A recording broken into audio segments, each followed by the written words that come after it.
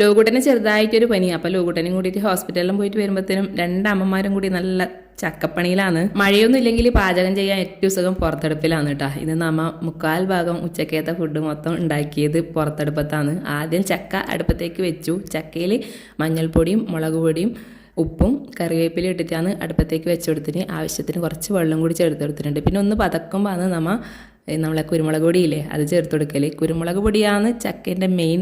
പ്രധാനമായിട്ട് കുരുമുളക് പൊടിയാണ് കേട്ടോ ചക്കയിൽ ചേർക്കൽ.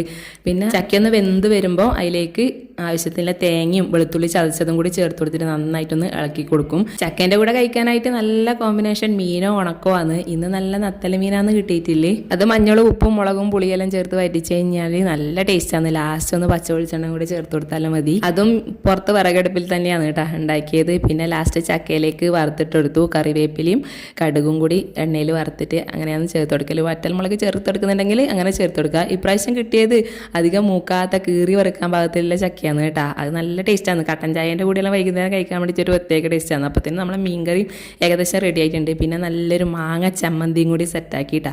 എൻ്റെ അമ്മോ നമ്മളെ വീട്ടിൽ തന്നെ വാങ്ങിയാണ്. ഭയങ്കര പുളിയാണ്, എടുക്കത്തെ ടേസ്റ്റ്. പിന്നെ എല്ലാവരും കൂടി ചോറ് കഴിച്ചു. അമ്മക്കും എനക്കും ഇന്നലത്തെ കുളുത്തുണ്ടായിന്. അപ്പോൾ നമ്മ അതാ കഴിച്ചത്. വസന്തമ്മക്ക് ചക്കയും ചമ്മന്തി കിട്ടിയാൽ പിന്നെ വസന്തമ്മക്ക് വേറെ ഒന്നും വേണ്ട, അത് മതി. അധികം ലോകവും ടി വി കണ്ടുകൊണ്ട് അപ്പുറത്തുനിന്ന് ചോറ് കഴിക്കുന്നുണ്ട്. അപ്പോൾ ഇതിൻ്റെ ഫുൾ വീഡിയോ നമ്മളെ ചാനലിൽ ഇട്ടിട്ടുണ്ട്. കാണാത്തവരുണ്ടെങ്കിൽ ഒന്ന് കണ്ടു നോക്കണേ.